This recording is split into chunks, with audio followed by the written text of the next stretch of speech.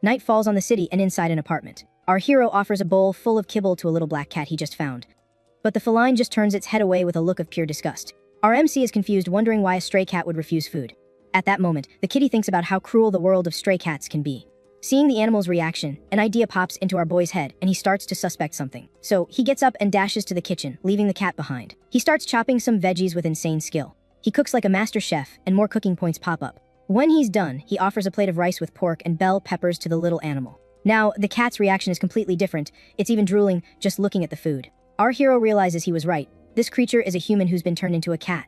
And the reason for this whole transformation is likely this golden bracelet on its tail. Suddenly, a bright light shines, and a system screen announces that the divine absorption is complete. The system asks if he wants to activate a new ability, and the answer seems pretty obvious. With a confident smile on his face, our hero accepts the new ability without a second thought. A golden light explodes, and the system confirms the activation was a success. This small light is then absorbed into the palm of our boy's hand. The system screen explains that the new passive ability gives him 2 lives. He's shocked to learn he can revive within 7 days, and the cooldown is only 3 months. Our protagonist thinks this ability is incredible and already imagines how strong the active part will be. But the active part of the skill is locked and needs more divinity to be released.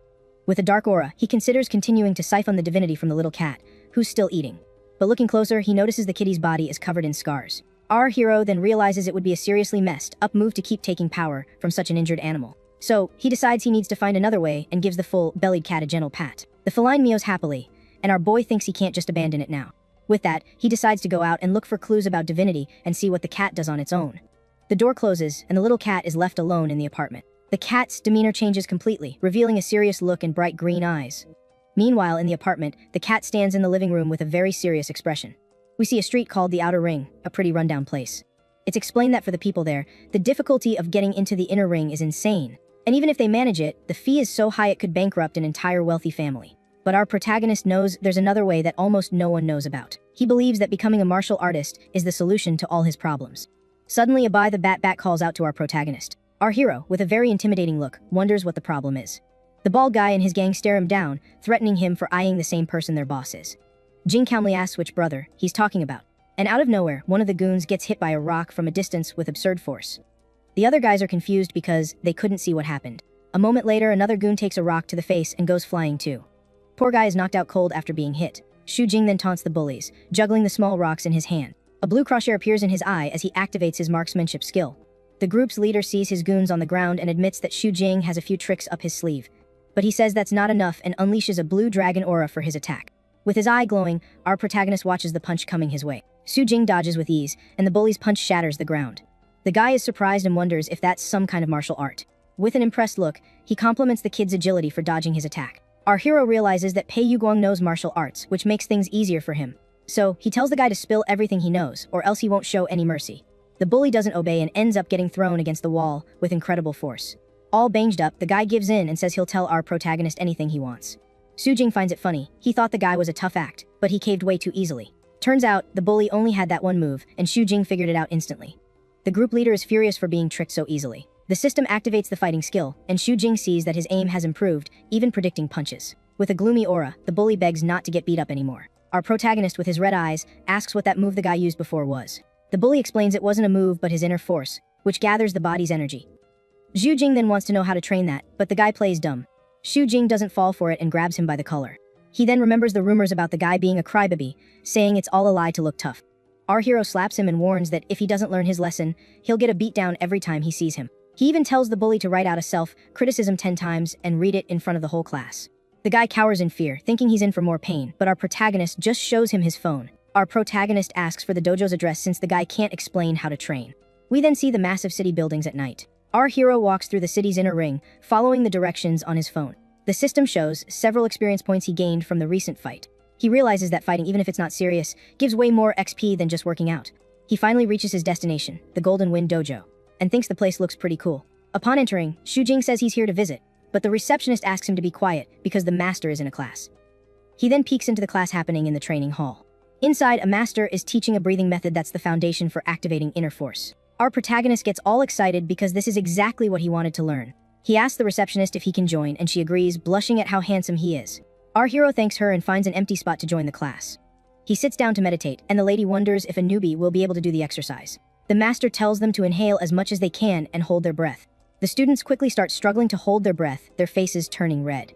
Even the most promising student can't take it, and the receptionist looks very disappointed.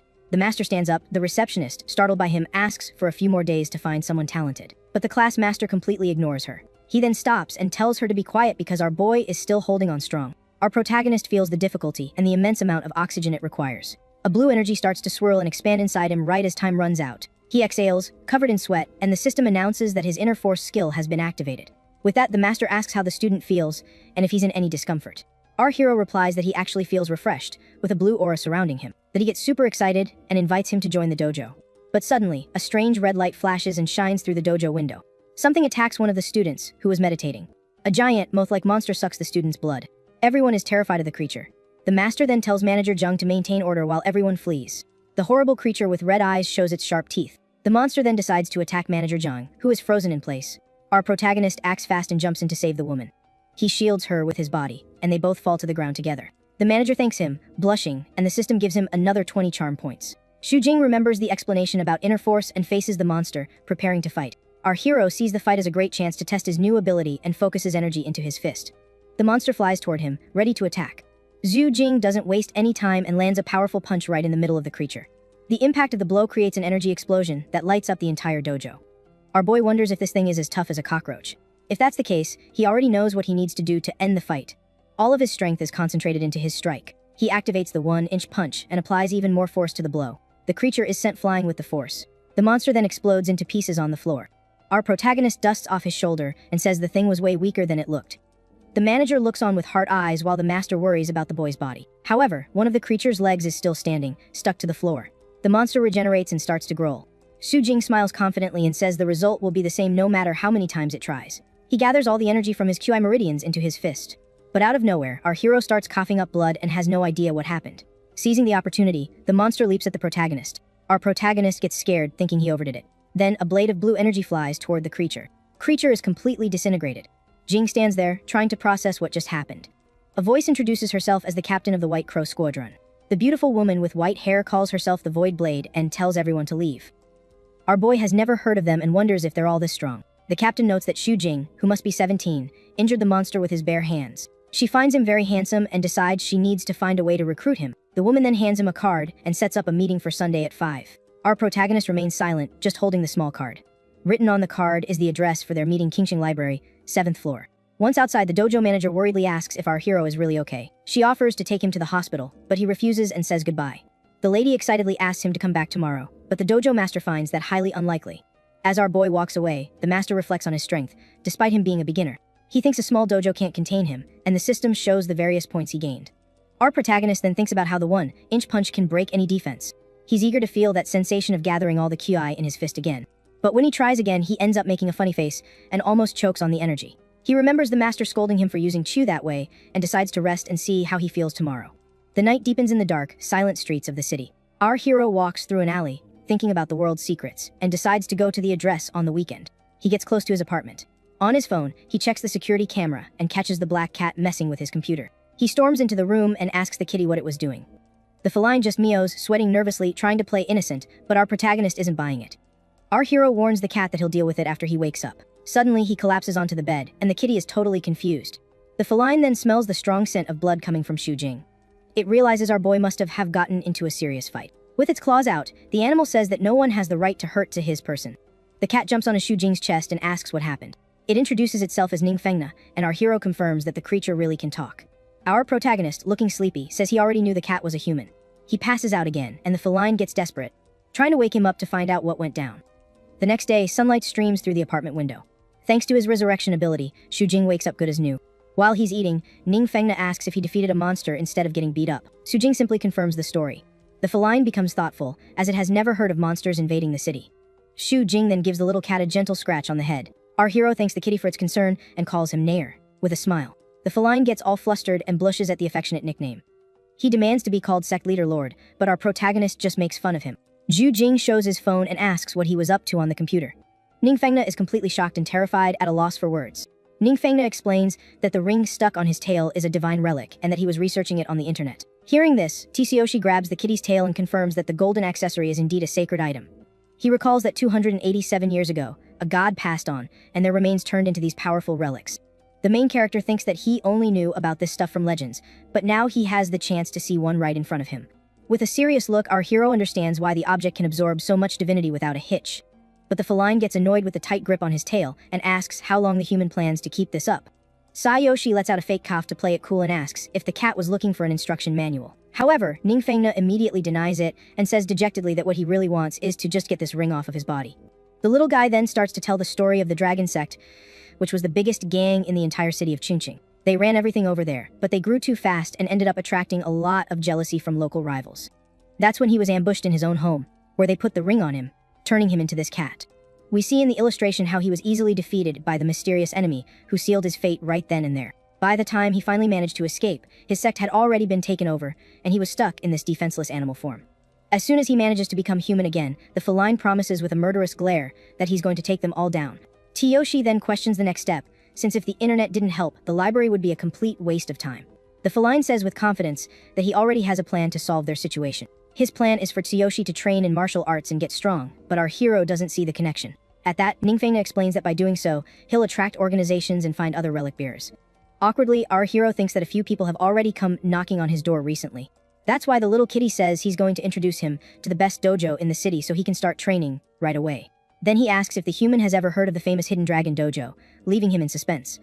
Tsuyoshi replies that of course he has, as he knows the place by name.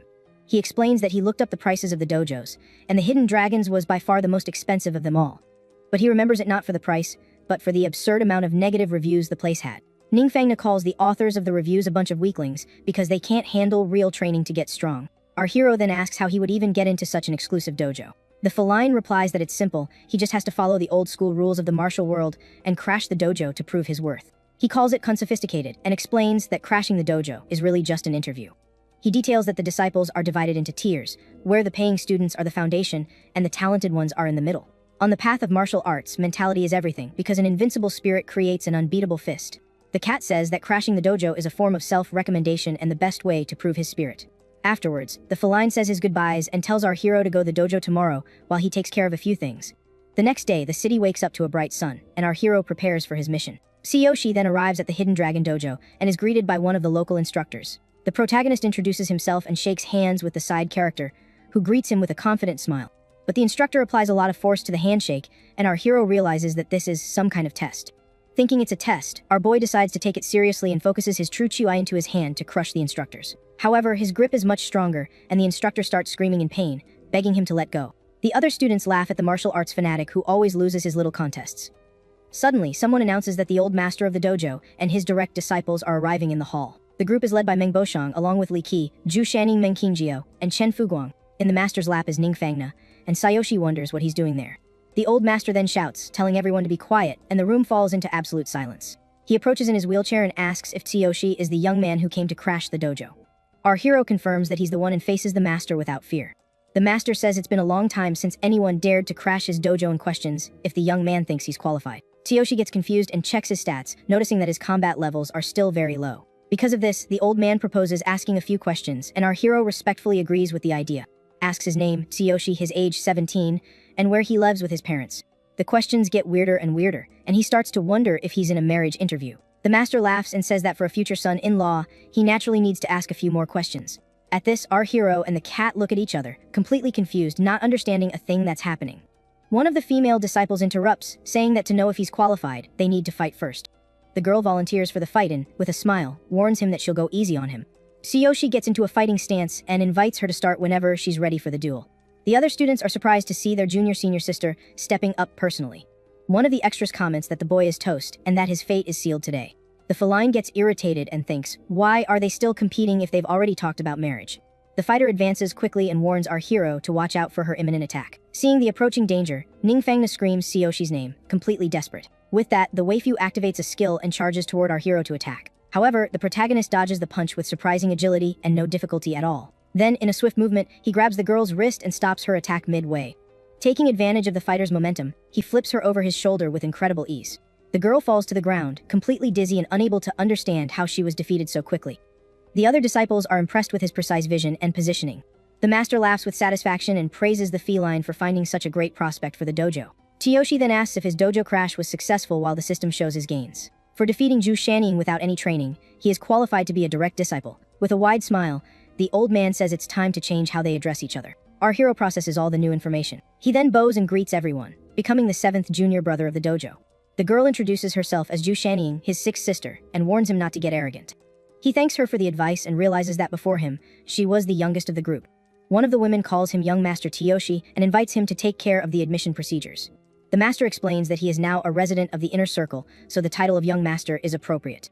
But our hero feels uncomfortable and asks if they can change the title to something less formal. The woman suggests Master Jing, and he reluctantly agrees, saying that the important thing is that they are happy. After the procedures, the scene changes to the dojo's break room, where they can relax a bit. In the room, Tsuyoshi comments that crashing the dojo was easier than expected and that the girl went down in one hit. However, the feline corrects him on the spot, saying that she's actually much stronger than he imagines. A chart shows that the girl's stats are superior and that martial arts isn't just about numbers. The protagonist then realizes that she underestimated him, and the cat confirms that if she had been cautious, the outcome would have been different. He then reflects that he won by pure luck and that he still needs to train a lot more to get strong. He asks where the cat spent the night, and he replies that he had to visit Grandpa Ali to secure the spot. The feline reveals that this Grandpa Ali almost stole his own grandfather's girlfriend in the past, which surprises our hero. The woman returns and hands him an ID card to access the dojo, and the system awards him more charm points. The next day, one of the students comments that he heard the new guy trained all night without stopping. We see our hero training intensely, and the system shows his gains and his inner strength leveling up. The master encourages him to keep going and to hold on a little longer as he gains more inner strength points. He pushes himself to the limit to not waste the training, and the system shows more inner strength points. With that, a golden light shines, and the system announces that his inner strength has risen to level 3. But the effort is so great that our hero collapses on the floor, completely exhausted after the training. The master praises him and says that of all the disciples he's ever had, Tsuyoshi is the strongest of them all. Soon, he will be able to cultivate the secret method of the Hidden Dragon sect, leaving the boy breathless. The protagonist then asks what level he needs to reach, and the old man thinks the boy is a true martial arts fanatic. Meng Bosheng extends his hand and asks the young man to hold it to begin the next test. Not understanding, he takes the master's hand and wonders if they're going to train again so soon. Suddenly, the master's eyes turn red, and he seems to concentrate with immense force. Then, a large amount of true Q begins to flow from the master directly into our hero's body. The energy is so powerful that he can't resist it and feels completely overwhelmed by the force. The old man releases his hand and asks what sports he plays, and Tsuyoshi replies that he just goes for a run every now and then. The boy gets worried and asks if there's something wrong with his body, but the master assures him there's no problem. He explains that the young man's body seems to have been shaped by a god with OCD because everything is perfectly balanced. In short, he's a martial arts prodigy, and our hero understands that this is thanks to his skill panel. Our hero asks if he can learn the cultivation method, but the master tells him not to be in such a hurry. Meng Bosheng explains that the young man's body is covered in injuries after training all night. Therefore, cultivating now would be the same as willingly walking into a disaster. Tsuyoshi then questions what he should do to recover. The old man tells him to go to the hall and says he will send the sleeping dragon ointment to him. Later that night, the facade of the Hidden Dragon Dojo stands out in the city. Inside a room, the protagonist hears a knock on the door and tells the person to come in. Then, Zhu Shanning enters the room with a vial and says she came to treat his wounds. He is surprised and scared, wondering if the waifu has come to get her revenge for the defeat. The girl then apologizes for her defeat and says she's here to treat his wounds, asking him to take off his shirt. Our hero complies and she's impressed by his physique, then asks him to lie down. He lies down on the bed, and the system notifies him with another 45 charm points as she tells him not to move. Next, the girl starts squeezing out the ointment, and Shujing gets a little suspicious. With a smile on her face, the girl tells him not to budge, and our hero wonders what she's planning to do. The girl then starts spreading the ointment on his chest and tells him not to stare at her like that. With a teasing look, she says that she's actually pretty competitive and continues with the massage. Our protagonist notices her grip is quite strong and feels a bit of pain from the treatment. Seeing that he doesn't say anything, the girl asks him why he's so quiet. Shujing replies that it's nothing and that everything is fine as long as his big sis is happy. At this, the girl gets flustered and admits she lost, because she was careless and just wanted to get back at him by teasing him. Several system notifications pop up, and she timidly asks if he's not mad at her. Our protagonist says he's not mad, it just stung a little, and tells her to continue without worrying. She then says the upper part is done and asks why he doesn't take off his pants. In a panic, Shujing says he'll take care of the lower half himself so as not to bother her with it. The girl starts laughing and says she was just messing with him, seeing how freaked out he got. Then she says that for what comes next, the 7th junior brother can take care of himself. Said she leaves the room, humming, leaving our protagonist alone and completely clueless. Out on the street, the system displays the experience points he earned, and Shujing thinks about the scare the girl gave him. With that, his fighting skills and inner strength level up, and he decides to head to the meeting at the library. Our protagonist then thinks about the White Crow Squad and concludes it must be some kind of special police organization. but he wonders why on earth they would want to meet in a library, of all places. After a bit of a walk, our guy finally reaches his destination, the Qingqing Library. Arriving on the 7th floor, he finds it weird that the place is completely empty and wonders if he's being pranked. Just then, a voice calls out to him, and our hero turns to see who it is. A blonde woman introduces herself as Wu Yuqing, and Xu Jing asks where Void Blade is. Another voice explains that she's his informant and, because it was a private referral, they couldn't meet at the police station. The blonde says that at first she had her doubts, but after seeing him in person, she gave him her stamp of approval. Sitting in a chair, the woman invites him to join their organization. Our protagonist sits down and asks on what grounds she's inviting him. The blonde woman asks if he wasn't interested in learning about the divine relics. Xu Jing is floored by her question, having no idea how she found out. She then smiles and says she guessed right, asking him how he learned about the relics. Our protagonist refuses to answer and wonders what her real deal is. The woman then grabs a bottle of water to pour them a drink. She says it doesn't matter if he doesn't want to talk and admits it was her mistake not to provide information first. She then gestures to the cup and asks him to try the drink. Our protagonist obeys and takes a sip of the water from the cup.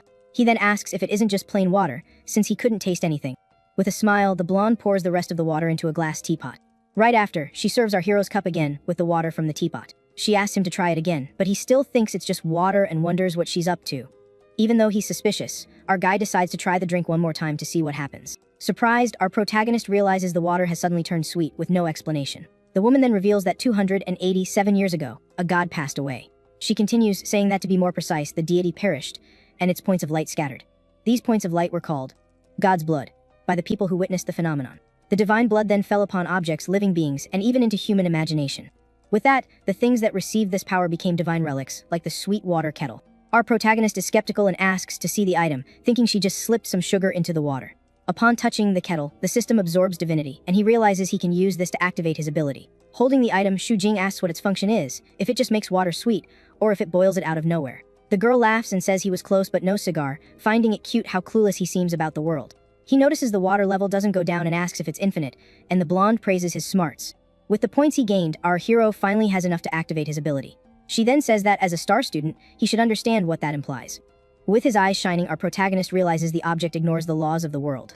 He compares it to a perpetual motion machine and wonders if the city's energy has something to do with it. The girl tells him not to overthink it because that's just how relics are, and he asks why she told him everything. She reveals that she knows he defeated a monster 3 days ago with a normal body and without a shred of fear. The woman praises him, saying his spiritual level has already surpassed that of most ordinary people. With that in mind, she extends her hand and invites him to join the Divine Relic Containment Company. Our protagonist then grabs her hand tightly and begs to join the team, leaving the woman completely surprised. He shouts that he'll obey her every command and that he absolutely has to get into that awesome workplace. Xu Jing thinks that with this opportunity, he'll get his hands on tons of relics and can finally get rich. He reflects that these items are the only source of divinity and that with them, no one in the world will be able to beat him. The blonde then comments that he seems like someone who's never seen the world, getting so worked up over everything. Right after, she turns and pulls a document from her bag to hand to our hero. The paper is an employment contract, and the girl asks him to look it over and sign if there are no issues. Reading the terms, Xu Jing sees it's a standard work contract with an extra non-disclosure agreement. But a clause about compensation in case of incidents seems off, and he wonders if the job is dangerous. The woman explains that the relics are divided into 4 danger levels, ranging from D to A. Our hero asks about the A-level relics, and she replies that the government handles those. Xu Jing, still suspicious, asks why she chose him when she barely knows him, thinking something is fishy. With a mysterious smile, the blonde replies that he's mistaken about one thing. She reveals that he wasn't the one who contacted the relic contacted him. Our protagonist is confused by this revelation and asks what she means by that. The woman then explains that the divine items seem to possess a certain degree of self-will. Because of this, the relics actively approach people who attract them in some way. And among humans, there's a type of person who draws these items, and she's one of them. The girl points her finger directly at our protagonist with a serious look. The blonde reveals that he has the same constitution as her, and the salary they're offering proves their sincerity. Reading the contract, Xu Jing sees the salary of 200,000 and understands why they wanted him so badly. He pretends not to care about the money and says he's just really into the relics as he signs the contract. With a smile, he hands over the signed contract and asks her to look out for him from now on.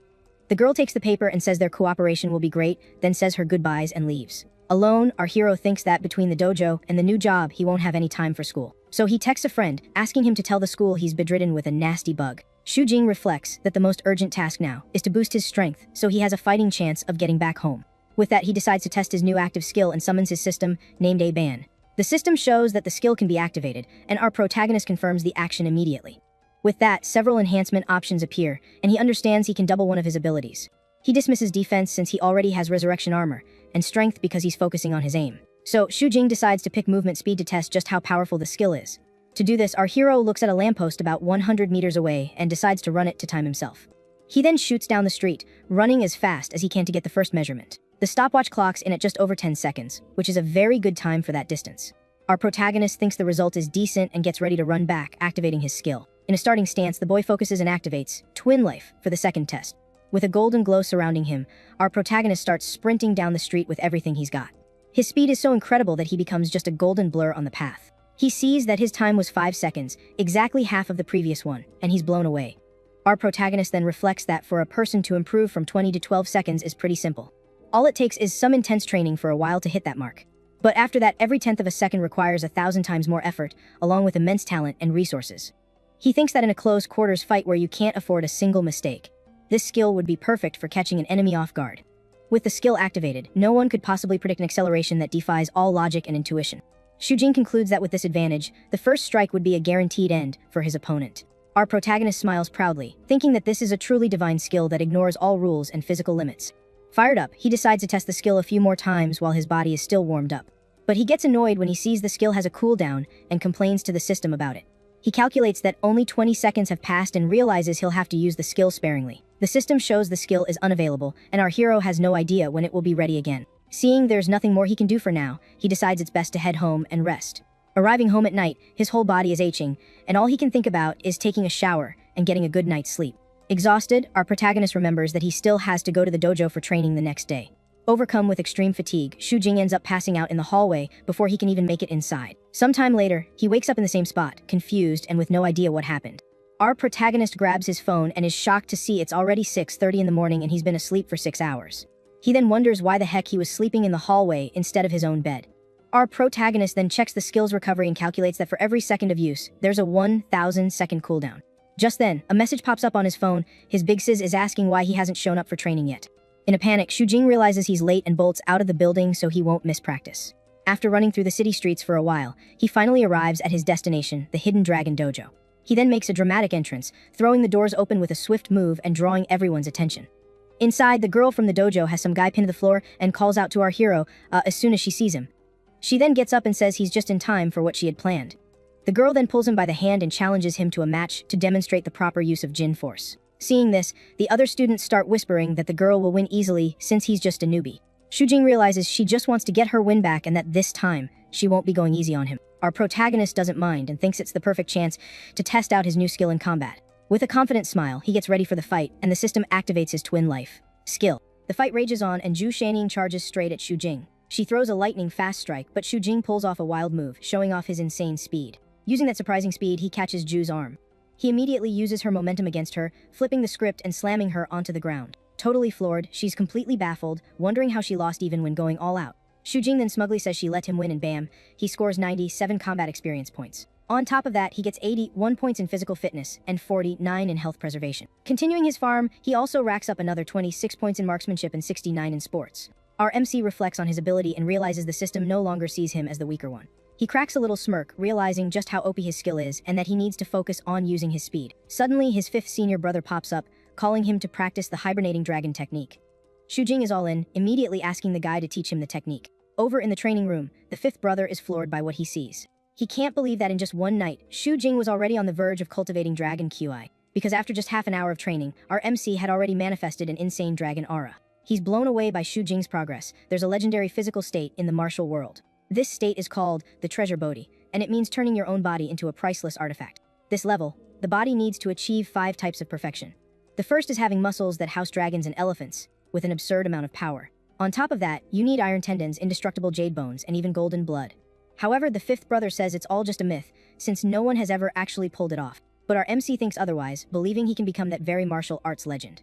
All of a sudden, a deafening crash echoes through the room as someone smashes through the window. Jing whips around to see what the heck just happened. His brother is in total shock and yells the name of the dojo's eldest senior brother. The floor is covered in glass shards from the guy's dramatic entrance. He then introduces the man as Meng Boshang, the eldest and strongest brother of the Hidden Dragon Dojo. Boshang is a muscle-obsessed maniac who hates trouble but believes might makes right. Jing instantly gets why he came in through the window. The guy simply doesn't like using doors. Our main character is intrigued by the arrival of this new and eccentric master. Xu Jing looks out the window and wonders just how much strength it takes to jump from the ground all the way to the top floor. Meanwhile, the fifth brother asks Meng Bosheng if he was looking for him. The big guy just replies with a dopey, looking kinda spaced out and clueless about the situation. After that, the guy says goodbye to Xu Jing, but not before giving him one last piece of advice. He says the essence of the hibernating dragon technique is yielding and shaping force. Our MC repeats the words and gets a huge idea right as the two of them just jump out the window. He then puts his hand on the floor to test out his new theory. Xu Jing sits down to meditate, thinking about combining this new idea with his marksmanship skill. 3 hours fly by with our MC completely dialed in on his training. He continues to meditate, taking deep breaths and focusing all his energy. Xu Jing stays focused and starts to shape his ki in a different way. With all that built-up energy, he unleashes his new ability. It causes a massive blast inside the room. He's impressed as he was expecting way less from the technique. Then suddenly, someone walks into the room, clapping. It was the master who had arrived with Zhu Shanian and was praising Xu Jing's great talent for sports. Right after, the old man offers a small golden pill to Xu Jing and tells him to eat it. Without hesitating, Xu takes the little pill and quickly tosses it back. All of a sudden, the master unleashes a powerful aura and tells the boy to look directly at him. Our main character is completely confused, with no idea what's going on around him. In the blink of an eye, he's transported to a weird place and wonders what the master just did. In this strange place, a golden light begins to shine intensely at the center of everything. From this light, a gigantic energy dragon emerges, leaving Xu Jing in awe. The mythical creature's golden flame-tinged eyes snap open. Xu Jing's own eyes reflect the dragon's golden light. Suddenly shows changes, he now has golden scales. In reality, our MC feels a splitting headache. He realizes his QI is going totally haywire and suspects it was because of the pill. To try and calm himself, he takes a deep breath and tries to get all the energy under control. He uses the hibernating dragon technique to try and calm the chaotic energy inside his body. He's trying his hardest to hold his breath. Back in his mental space, he feels amazing, as all his thoughts have vanished. Suddenly, a glowing golden dragon claw appears with an intense shine. The entire creature reveals itself, and Xu Jing understands what he needs to do to master it. He just needs to focus on his practice while the massive mythical beast coils around him. The powerful golden energy takes over everything. His eyes change color and the system activates the visualization ability at level 1. After a moment, his eyes return to normal, and he seems to have understood what happened. Xu Jing returns to reality, confused, and the master explains that his Q was almost shot. The old man congratulates him for cultivating Dragon Q, and Xu Jing asks what he means. The master then begins to explain that this so-called Dragon Q is basically a type of emotion. He uses the example of the extra oomph you get when you're angry or in a life or death fight. The technique of stimulating emotions is the QI of movement, and the technique controlling them is the QI of quietude. If Xu Jing combines the two, he'll succeed in everything he does. Xu Jing gets hyped up and immediately asks how he can train this new ability. But the master just smiles and says our boy has already grasped the essence of it all. Xu is confused by the answer and tries to think about what the old man said. He then remembers that distraction-free state he felt while meditating. Suddenly, a light bulb goes off in his head and he has a major epiphany. Xu Jing remembers everything from his past life, and even old math problems seem like a piece of cake now. He realizes he's gotten smarter, but the master says this is just the beginning. On top of that, normal things no longer affect his emotions, and his imagination has gotten stronger. Picture a giant dragon in perfect, crystal clear detail. Our main character wonders if this is the true essence of the visualization ability. The master says talking is useless and calls Qingjia to fight him. The girl wolfs down her snack without a shred of shame. The old man says her movement control is the best of the best. Not even her father can compare. Xu Jing takes off his jacket, wondering if she's even stronger than his 6 senior sister. Confident and with a messy mouth, Qingjia taunts Xu, telling him to bring it on. The fight begins and Xu Jing rushes her. But Qingjia lands a palm strike right on Xu's chest, sending him flying backward. Meanwhile, the master watches it all with a smile, saying the boy's intentions are obvious. Xu Jing is stunned by her strength and wonders if she's stronger than his own golden finger. As for Qingjia, she just dusts off her hands with an air of superiority, as if the fight is already over. But our MC gets back up, a serious look in his eyes, and challenges her again. He says he'll do whatever it takes to win this time, no matter how low or cruel he has to be. After all, in martial arts, the one left standing is the winner, and the one on the floor is the loser. Qingjia doesn't waste a second, landing a powerful kick that sends Xu Jing flying once more. Even on the ground, our MC asks to keep going, his eye glowing as his ability activates. Their training is so intense that their grunts and yells echo through the building all day long. They keep fighting nonstop until the sun finally starts to set on the horizon. Back in the fight, Xu Jing can now dodge Qingjia's attacks with much more precision. And in an opening, he manages to land a hit on Qingjia for the first time with a powerful punch to the gut. The punch sends her skidding backward from the impact. Xu Jing is a little confused by the strange feeling in his hand after the punch. Suddenly, the master stops the fight, catching Qingjia to keep her from falling. He says that's enough for today, and that training's over. The old man also says Qingjia must be hungry and tells her to go rest as her stomach rumbles. Xu Jing asks why she never says anything. The master sighs and says that's a long story he'll save for another time. After that, the old man asks our main character how he felt about the training. Xu Jing replies that he's exhausted but really happy, and the system shows his updated stats. He realizes that fighting Qingjia for 4 hours gave him a massive experience boost. Later that night, our MC is walking down a deserted street on his way home. When he arrives, he walks in calling for Nair, saying he brought fried chicken. But no one answers and he wonders where she could have gone so late. Suddenly, he notices a bright light coming from the bathroom. Shu Jing gets to the apartment and spots just one pair of shoes, figuring his cat must be home alone. He remembers she has enemies and starts imagining someone has locked her in the bathroom. In a panic, our MC makes a mad dash and busts down the bathroom door, screaming her name. To his surprise, he finds the little kitty Warner, just chilling in a bubble bath, totally relaxed. She gets super embarrassed and splashes water at him, yelling for him not to look. Shu Jing tries to cool things down, holding out his hand and telling her the fried chicken he brought is going to get cold. Upon hearing the magic words fried chicken, Warner is completely mesmerized. With that, our guy ends up getting into the tub to help the kitty wash up. The little feline's mind short circuits, torn between the bath and the delicious fried chicken. Suddenly, a system notification pops up and Warner's tail starts to glow intensely. The light gets brighter and brighter as her little paw touches our MC's chest. Everything becomes so bright that Shu Jing can barely keep his eyes open.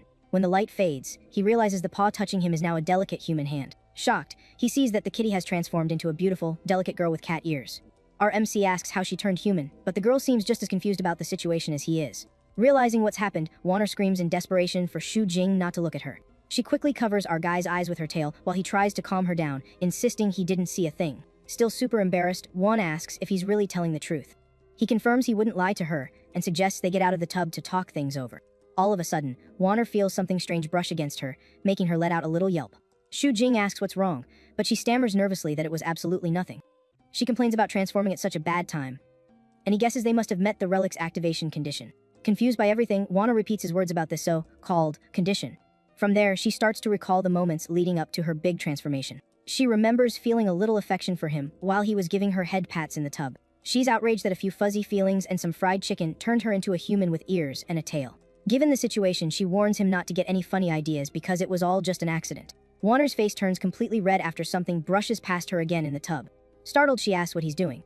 Shu Jing explains that he can't control his reaction, and if she doesn't get out soon, he's going to completely lose it. She tells him to close his eyes, and she'll move her tail from his face. But as she tries to get out of the tub, Warner slips on the soapy water and lets out a little shriek.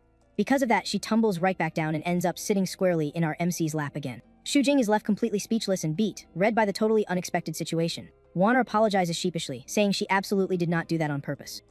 But upon feeling something different again, she wonders if that's going to happen again. She lets out a few little yelps. She starts to move around weirdly in the tub, making a suspicious face. Shu Jing asks her to be a little gentler, because moving like that is just making things even more complicated. With a teary face, she says it was an accident. Shu replies that he knows, but asks her to get out quickly while he can still hold back.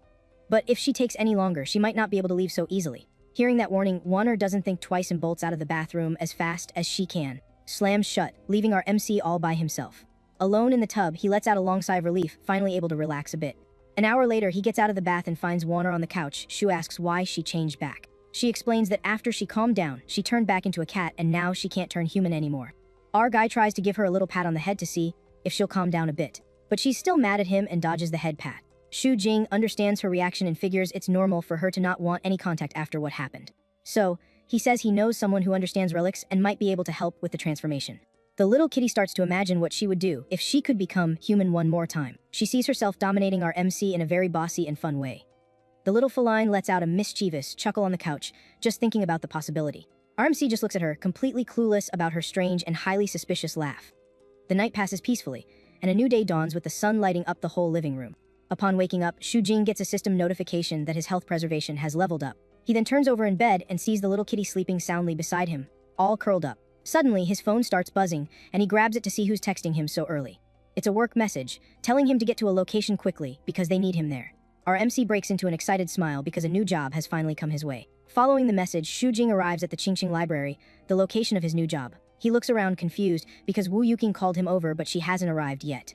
Then our protagonist spots a young woman with glasses sitting at a table in the back. For a moment, he just stands there, watching the woman. That's when he realizes that woman is actually Wu Yuqing herself, the one who called him. The woman then gives a slight smile and slowly begins to take off her glasses. Without the accessory, she compliments him, saying his consciousness intensity is quite high. Shu's eyes sparkle a bit, and he gets a little flustered by her compliment. She's surprised that he found her so quickly, even with the relic as disguise. At this, the woman's face turns red, and she gives him a very subtle smile. Wu Yuqing lets out a little cough to try and hide her embarrassment at that moment. Shu Jing also feels awkward about the situation and pretends to look away. She shows him the glasses, explaining they're a relic that diminishes the user's presence.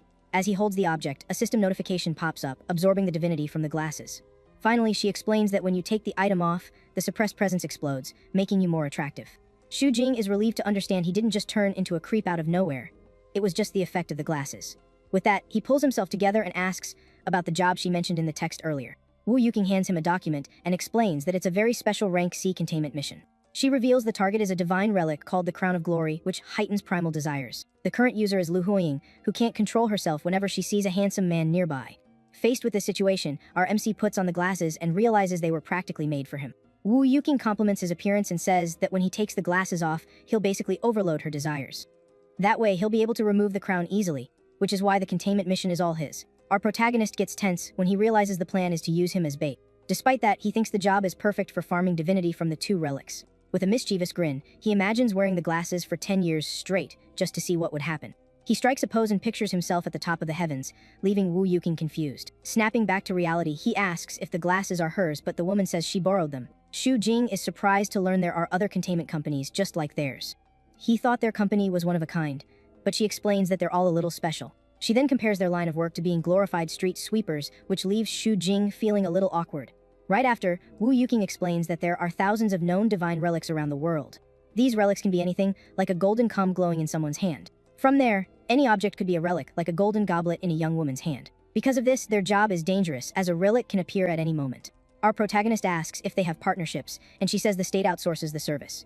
But Wu Yuqing warns him to be careful, as other companies are only in it for the mission money. Xu Jing gets the message and nods, showing he'll be on the lookout. Changing the subject, he says he wants to test the glasses effect, leaving Wu Yuqing confused. And so, he takes off the glasses with a smile as the system absorbs the item's divinity. At that, her heart starts racing and her eyes sparkle as she beholds our MC's charm. A charm notification pops up, and Xu Jing realizes the glasses effect is seriously powerful. Then we see a bustling street with a yellow bus passing by peacefully. Inside the vehicle, our protagonist is sitting and reading the mission file to prepare himself. The file shows the profile of Lu Huiying, a 45-year-old who frequents bars and nightclubs. Xu Jing notes that Lu Huiying's activities are pretty standard for an underworld queenpin. Using the crown's power, she has already conquered a territory and formed the Small Rose Gang. Since then, she attacks local men every day, constantly draining their vitality. At the same time, the villain's Crown of Glory constantly increases the user's desire. Because of this, the greater her desire, the stronger the bonus to her abilities. If no one stops her, the crown's power will continue to accumulate forever, without any control.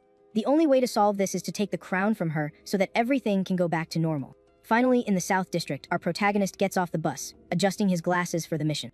In the Southern District, a massive brawl is breaking out, and one guy takes a nasty blow to the face that makes him spit blood. With that, the person behind the back comments that the feeling of being able to do whatever you want is just awesome. Right after, we see the owner of the club is a woman in a dress and crown, screaming that she can do whatever she wants and will beat up anyone who tries to control her. Watching from a distance is Xu Jing, who thinks this woman seems incredibly childish and dramatic. However, upon looking at the crown on her head, our main character realizes he's seen it somewhere before.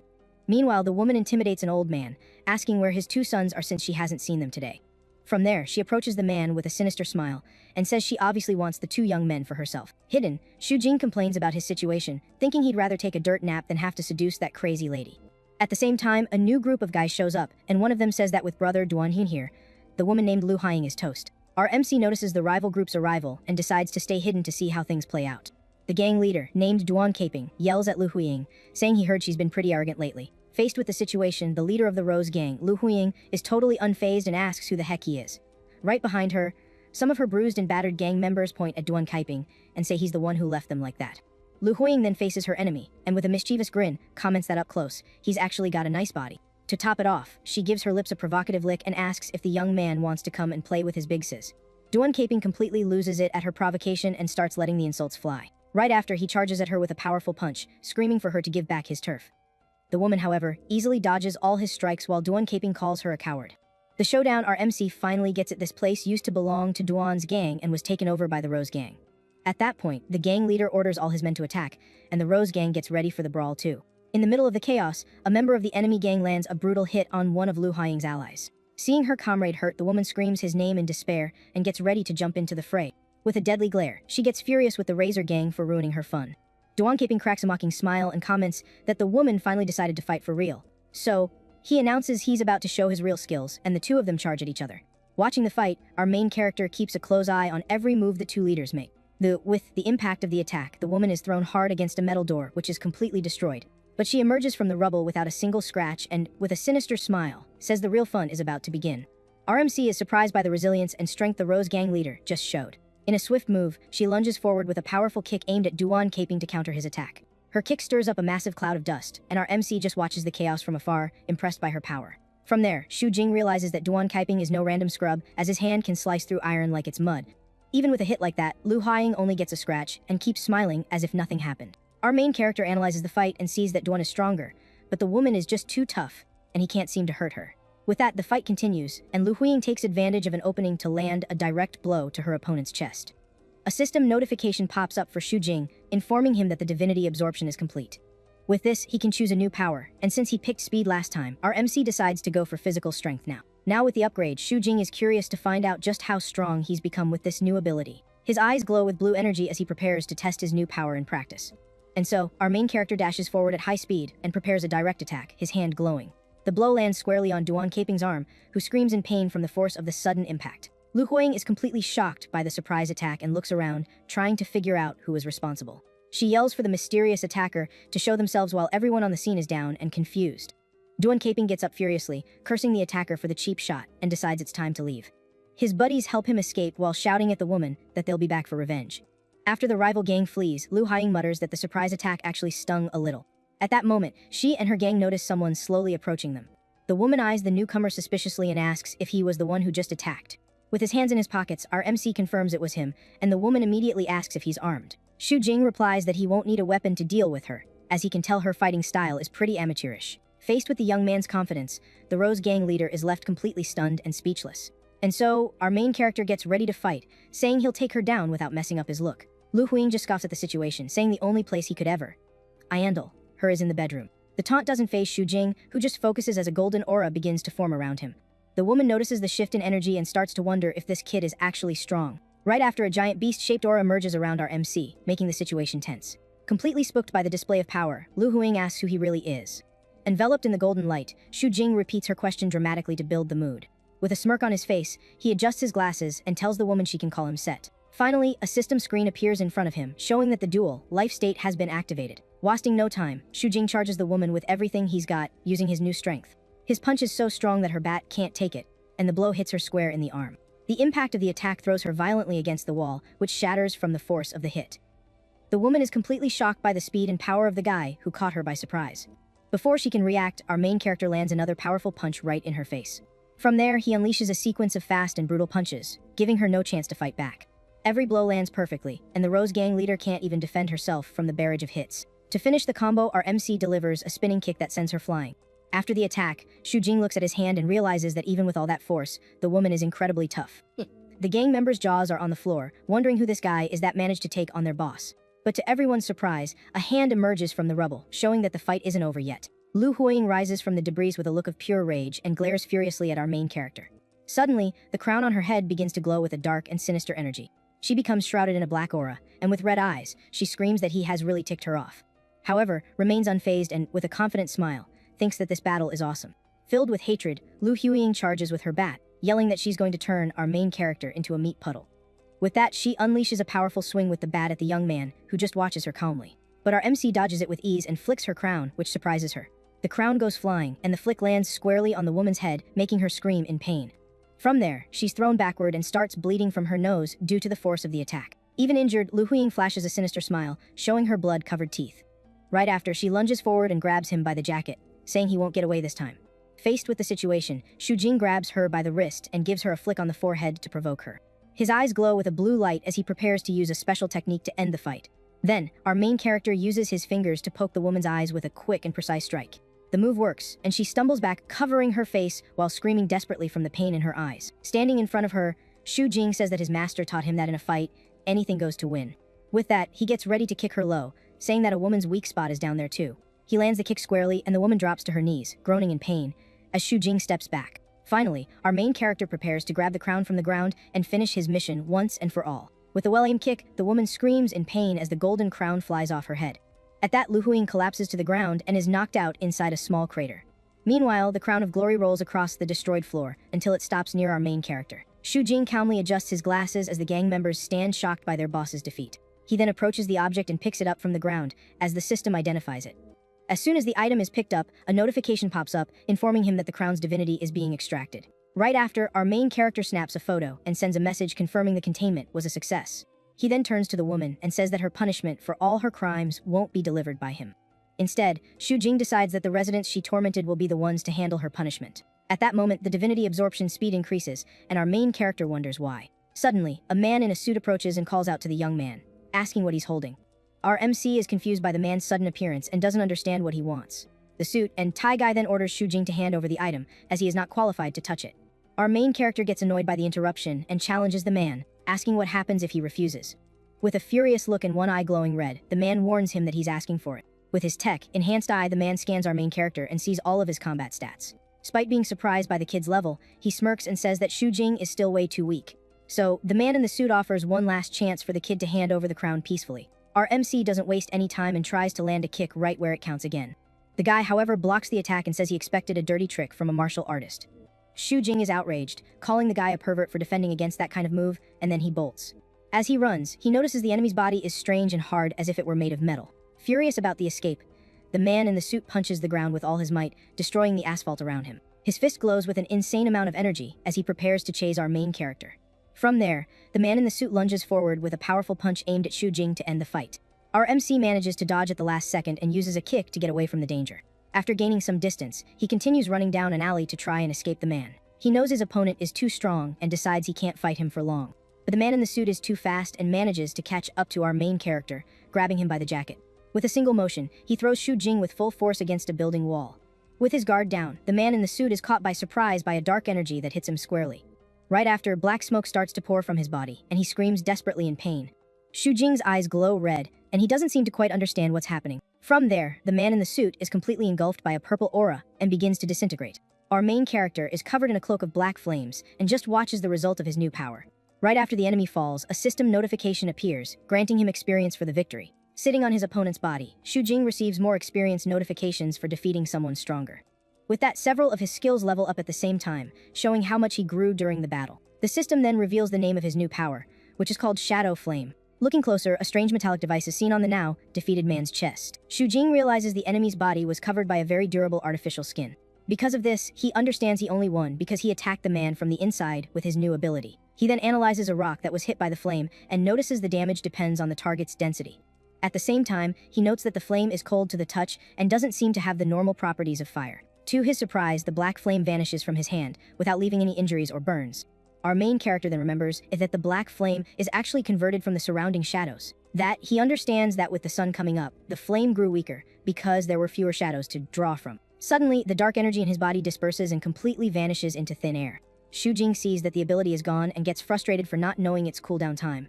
He decides to forget about it for now and figures he needs to explain the situation to his superior first. Meanwhile, in the city's southern district, we see a massive building that stands out in the urban landscape. Inside, a bizarre creature made of flesh and thorns writhes in a dark and sinister room. Before the monster, a man with long hair watches it with a serious and imposing expression. He then touches the creature and asks someone named Pingping if he knows why he's there.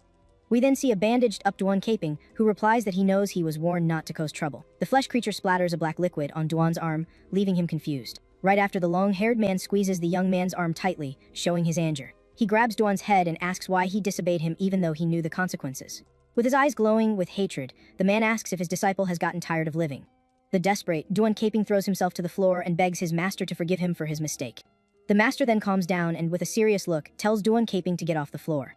From there, he asks about 2 people he sent out, and the flesh creature replies that they were destroyed. He questions if the culprit was the White Crow, but Duan reveals that one of his men was injured by a young man. Hearing the news, the master is shocked and, with a furious look, wonders who this young man is. Duan Caping then explains that the guy's name is Xu Jing and that there's nothing special about him. The man explodes with rage, yelling that it's impossible for an ordinary person to defeat his men like that. He continues his tantrum, saying that his test subjects aren't perfect, but no normal person could beat them. With that, the master orders the creature to go capture the boy so he can feed him to the mother of insects. With a sick smile, he reveals his plan to dominate the entire planet with his monstrous children. Meanwhile, our main character is in an elevator, worrying about the mess he caused on the mission. He decides to forget about it and thinks that, in the worst-case scenario, he'll make up for his mistake with his merits. And so, the elevator reaches the 7th floor, and the doors open for our main character. Zhu Shanning is waiting for him and apologizes for not foreseeing the situation and leaving him alone in danger. Our main character is completely shocked by the apology and doesn't know how to react. To compensate, she says she'll raise the mission's rank to C+, and even give him an extra reward. Our main character feels awkward with her reaction and says it's okay, as he didn't expect this from her. As they walk down a hallway, Ju Shanning informs him that the identity of the man he fought has been confirmed. With the file in hand, she reveals the man's name was Ju Yinkan, an expert from the rival shoe company. Now sitting at a table, our main character questions the story about personal conduct, finding it all very suspicious. He wonders what reason a man would have for wanting the villainess's crown of glory, since it makes no sense. To explain the situation, Ju Shanning points to a map on the table, getting his attention. The map shows the enormous distance between the shoe company and the incident's location, which makes their story very weird. She suspects there's more to this story and asks our main character to leave the case with her for now. Agreeing with her, Shu Jing hands over the crown and asks if she wants her glasses back. Blushing, Ju Shanning tells him to keep the glasses, as he might need them on the next mission. Changing the subject, she points to the autopsy report on the table. The woman reveals the report is bizarre, as all of the man's organs simply vanished, and she asks how he did it. Our main character remembers his shadow flame and thinks it's better to keep that ability a secret.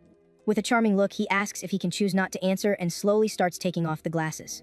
The tactic works, and Ju Shanning is left completely speechless by the young man's charm, as if struck by Cupid's arrow. Ju Shanning says he doesn't have to tell her his secret and that the glasses are a divine artifact. Our main character gets thoughtful and decides to change the subject, asking about something else.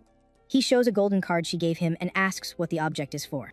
The woman explains that it's a containment card and will make his future missions much easier. Shu Jing cracks a smile and asks if this means he's now part of the official team. Ju Shanning snaps her fingers and confirms that he's right and is now an official member. Furthermore, she reveals that all the data in the library will be completely open to him. From there, the young woman says she has work to do and asks him to explore the place on his own. Our main character then waves goodbye to her as he watches her leave the area. Shu Jing gets excited and thinks he might find clues about the cat tail ring. He enters the library, which is a massive and impressive server room. Walking down the aisle, our main character is amazed and says the place is a world of its own. Looking around, he sees that each server has a different identification code.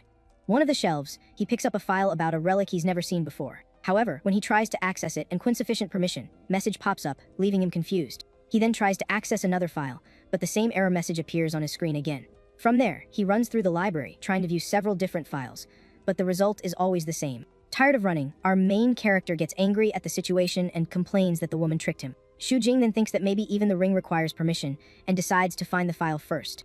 After a bit of searching, he finally finds the file for the cat tail ring on the shelf. With his hands clasped as if in prayer, our main character hopes the system will grant him access.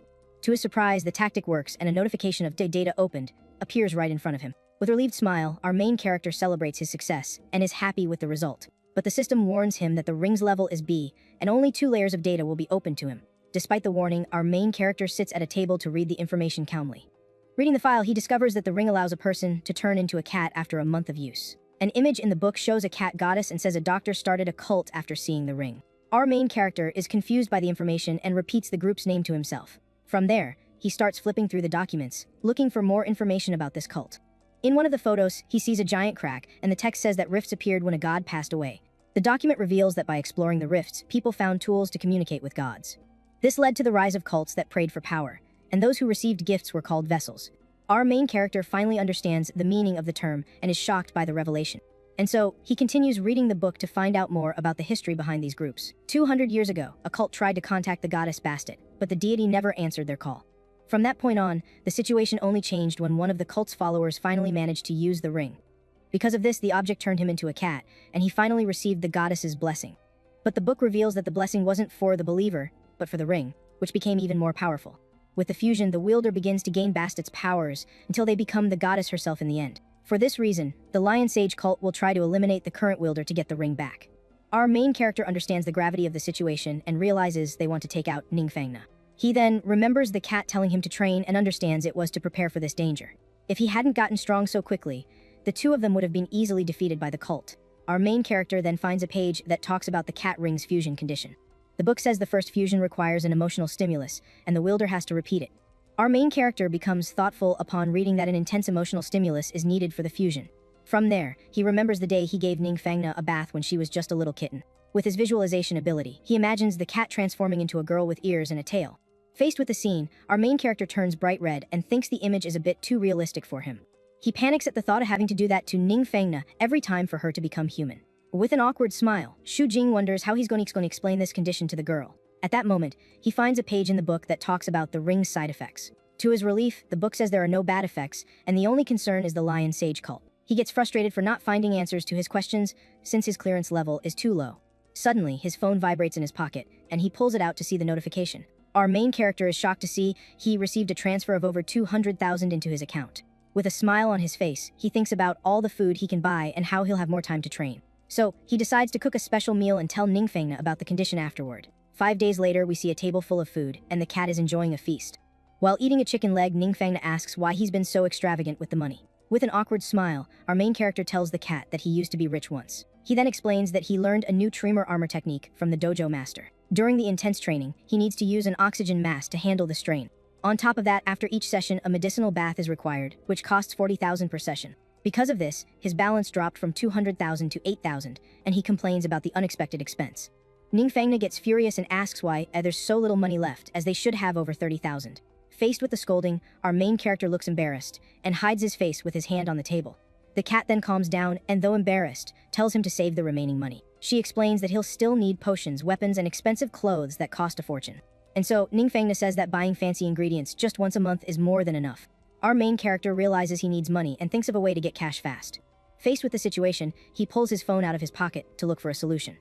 With that, the young man sends a message to a friend asking for a gig, and his friend invites him to the dojo. Our main character looks at his phone screen and gets ready for the new challenge that awaits him. At that moment, he turns around and sees the cat devouring everything and yells at her to leave some for him. In a bustling city, our main character prepares for a new challenge. Back at the Hidden Dragon Dojo, he watches one of his peers training intensely. His eyes glow with a golden energy as he concentrates for his turn. With a swift movement, he unleashes a new ability, and the system notifies him of the unlock. Watching the training, his green-haired friend is impressed with the guy's progress in just 5 days. A girl with pigtails shyly approaches and invites him for a strength test.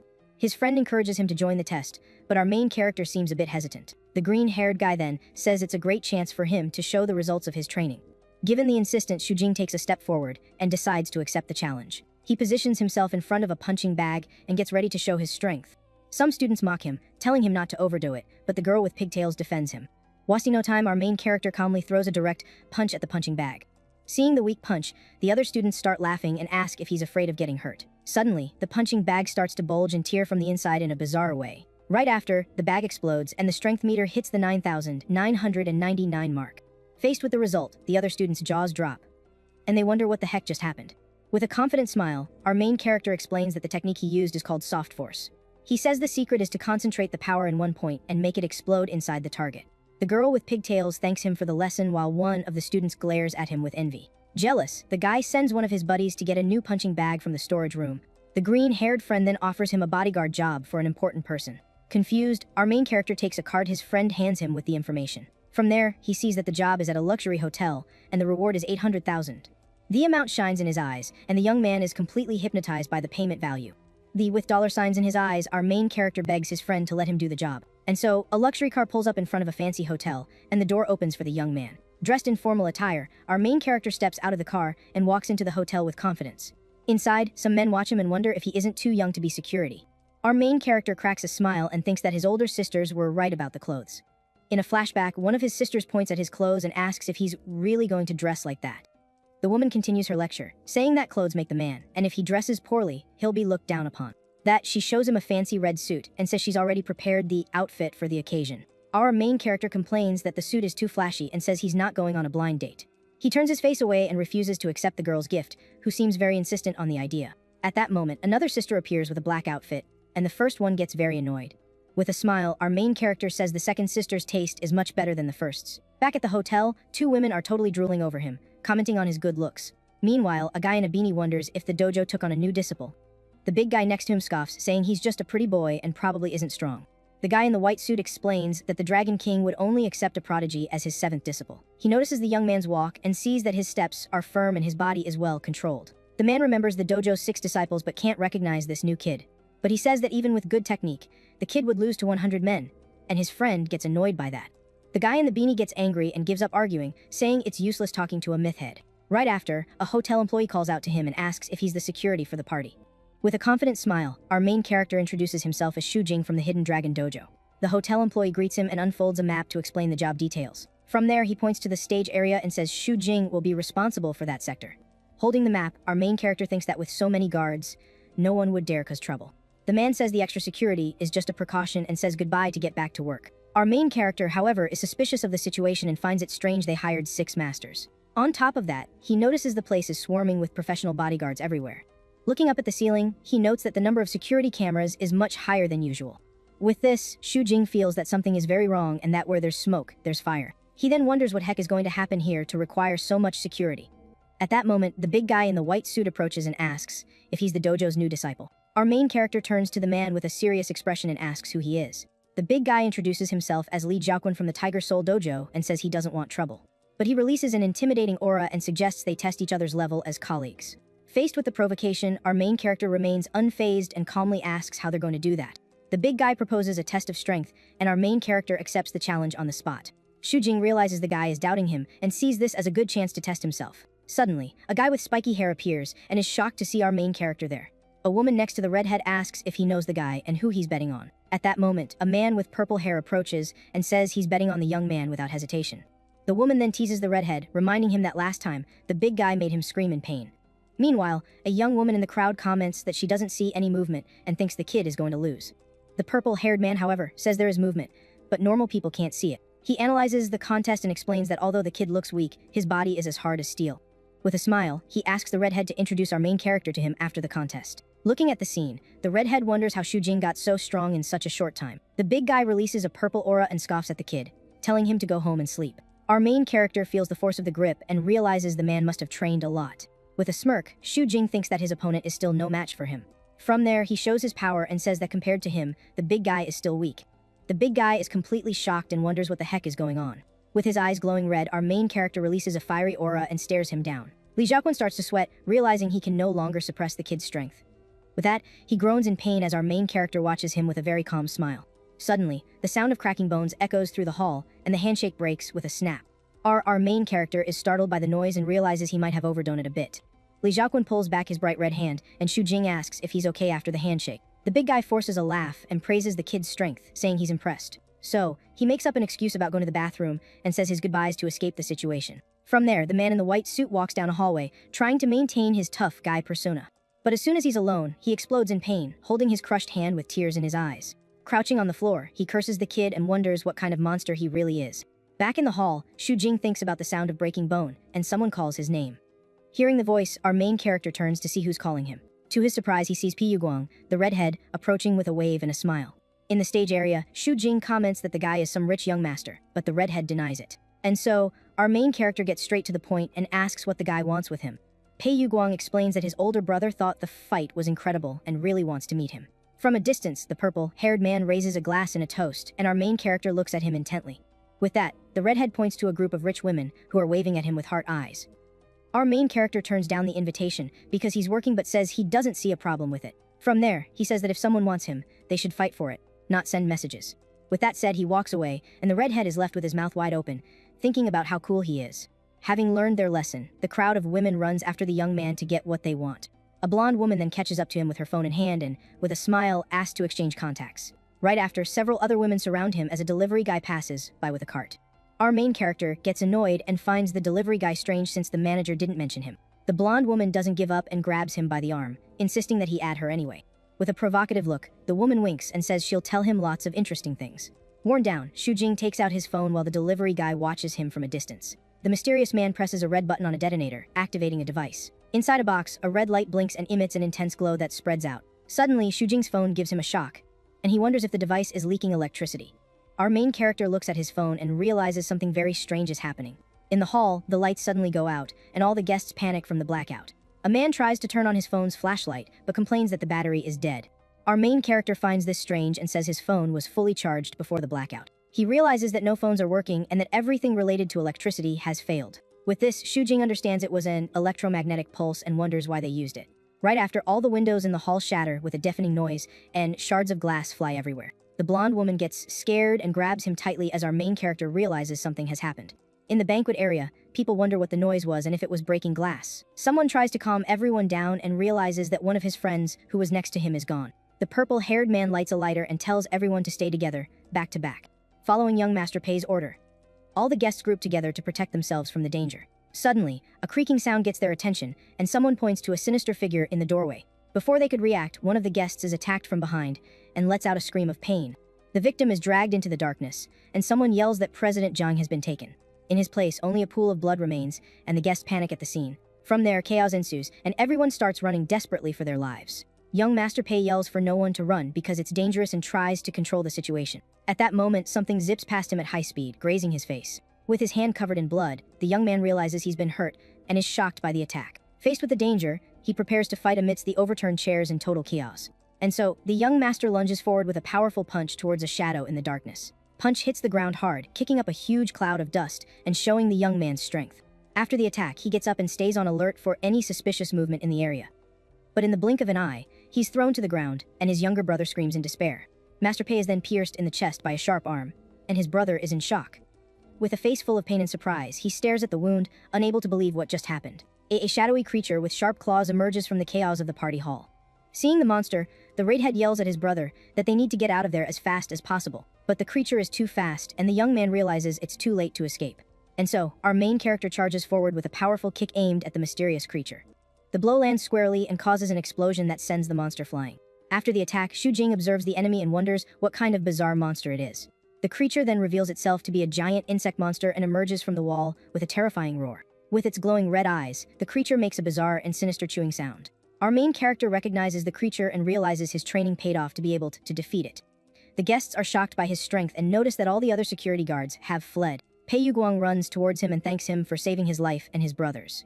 Xu Jing, however, stops him and warns him not to get any closer, as the monster isn't defeated yet. Suddenly, the creature bursts out of the wall with even more force and prepares to attack again. He notices the creature's vitality has increased and decides to test its strength once more.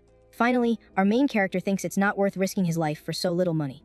Without hesitation, our main character lands a direct punch on the monster's head, which makes a cracking sound. The impact of the blow is so strong that the creature is thrown far away and flies across the hall. With his eyes glowing, he says that moving in the dark isn't a trick exclusive to that creature. From there, the system shows that his shadow flame has given him a night vision ability. Our main character complains that if he had known this earlier, he would have used it to make the fight easier. With his improved vision, the fight resumes and sparks fly everywhere with the exchange of blows. The big guy is shocked by the fight, but the young master says it's not a draw. He explains that although it looks like Xu Jing is just dodging, he hasn't retreated a single step. With this, the young master realizes that our main character is actually protecting all of them. Faced with the situation, the big guy tells everyone to get out so they don't get in the way and to call the police. Seeing everyone escape safely, our main character thinks he can finally fight for real. With a confident smile, he taunts the monster and says that now he'll keep it company. The creature prepares for combat and faces him with its red eyes glowing in the darkness. And so, the monster lunges with a quick attack, and our main character barely manages to dodge it. But the blow grazes him and he realizes the creature has become much faster than before. The monster prepares to attack once more and charges at our main character with everything it's got. With a sinister smile and glowing red eyes, the creature seems confident in its victory. Suddenly, Xu Jing finds himself in a dark place and wonders what the heck is happening. He starts falling into an abyss and questions if he might already be gone. Our main character can't believe he was taken out by a cockroach man and thinks something went very wrong. As he falls, a hand of golden energy catches him, and he's confused by the situation. From there, an energy dragon appears, and our main character feels like he's seen it somewhere before. Back in reality, the monster pins him to the ground and prepares to deliver the final blow. But the creature realizes something is different and is surprised by the change in energy. And so, a golden aura explodes from Xu Jing's body, protecting him from the creature's attack. His eyes glow with a golden energy as he prepares to show off his new power. He uses the hidden dragon style and says he'll return the attack an eye for an eye. Our main character then uses his special technique, and a blast of energy hits the monster. The blow is so powerful that the creature is completely obliterated, and its pieces fly across the hall. Looking at his hand, Xu Jing realizes he just discovered something simply incredible. Our main character hears a strange noise and realizes the fight isn't really over yet. To his surprise, the creature gets up even without its head, and he's reminded of a cockroach's resilience. He thinks that these bugs can live for days even without a head and needs to find a way to end this. With that, the young man figures out the cockroach's weak spot is somewhere else and attacks with full force. From there, he rips out the creature's vital point and is shocked by its bizarre size. Hiding behind the tables, the guests finally realize the monster is defeated and celebrate. The news spreads through the hotel, and everyone finds out that someone managed to defeat the creature. In light of this feat, the guests want to sponsor him and ask young Master Pei to introduce them. Meanwhile, the guy in the beanie teases the big guy for having provoked someone so strong. Li Xiaoquan admits that our main character didn't even use 1% of his strength and was still merciful with him. Xu Jing senses that the attack wasn't just a simple accident, and the redhead notices he's injured. A man with green hair approaches and asks what he meant by that. The man introduces himself as the host of the banquet and questions if the young man thinks it was all planned. Our main character explains that the blackout was caused by an electromagnetic pulse and was entirely on purpose. With a serious look, he concludes that the goal of the attack was to eliminate all the guests at the event. Faced with this revelation, the host gets furious and says his father will investigate this attack. Our main character, however, looks at him and questions why he insisted on the banquet even knowing the danger. One of the guests comments that the host is hiding something and wonders about the reason for the attack. With that, Shujing warns everyone that the danger isn't over yet and they need to get out of there fast. And so, the guests begin to evacuate the area, and the host asks them to proceed calmly. The man then asks if our main character knows what the monster was, and he dodges the question right away. Shujing realizes he's being tested and understands the situation is much more complicated than it seems. Now safe, the guests call their families, while the system notifies our main character. From there, several notifications of experience and leveled up skills pop up in front of him. Right after, his chest wound begins to heal on its own in a very bizarre way. Our main character is shocked to see that all his injuries have simply vanished. He then realizes his stats were fully restored because he leveled up in the fight. The system offers a specialization, and he wonders if it's related to his new technique. Without a second thought, Shujing accepts the offer and hits the confirmation button on the screen. A green aura envelopes him, and he's curious to know what this new sensation of power feels like. He feels his power flowing like never before and says it's like rusty parts being oiled. Faced with the situation, our main character realizes this is a very rare opportunity for him. With that, the young man decides to take advantage of the moment to train his tremor armor technique. Meanwhile, young Master P guides some nurses and asks where the injured are. Looking to the side, the young man is completely shocked by the scene he sees in the hall. Sitting on a couch, Shujing meditates peacefully as a dragon's aura surrounds him. Sometime later, back at the Hidden Dragon Dojo, night has already fallen over the city. One of his older sisters is applying medicine to him and comments on his bad luck with the bodyguard mission. The dojo master says accidents are normal, and the young man asks if he knows what the monster was. Mangbosang reveals he doesn't know the details, but thinks the creature came from the borderlands.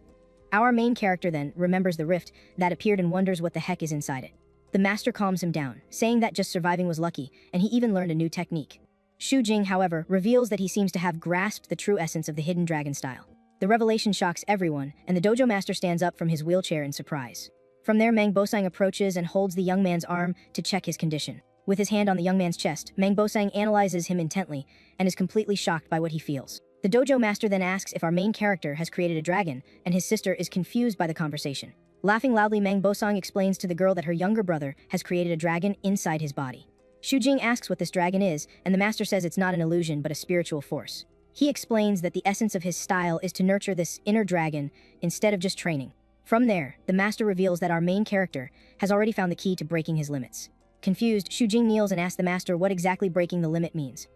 The dojo master explains that the human body has limits and breaking them elevates one's level of existence. Our main character understands that despite the human appearance, the essence of life becomes something non-human. Those who achieve this are called immortals and can live for 150 years in their prime. Jing looks at the master's legs and thinks he had an accident but is reassured by the old man.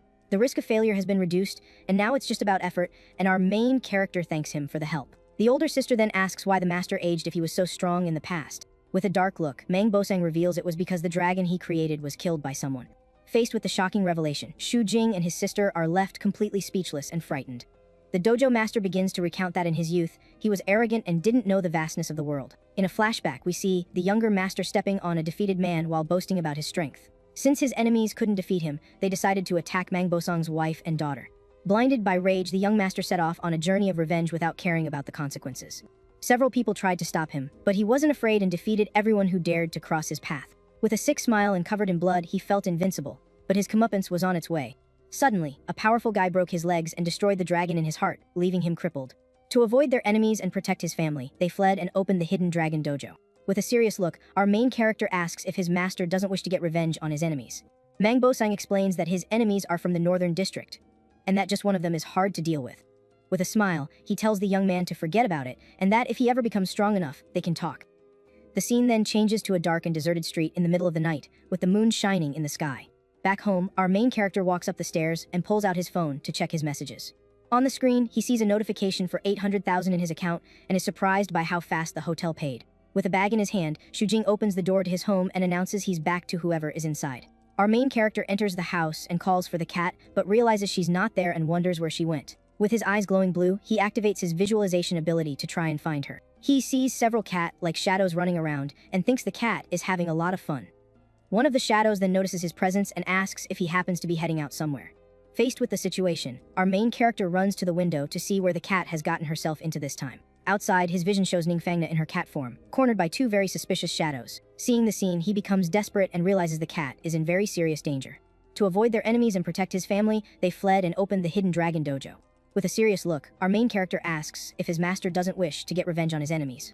Mang Bosong explains that his enemies are from the Northern District, and that just one of them is hard enough to deal with. With a smile, he tells the young man to forget about it, and that if he ever becomes strong enough, they can talk.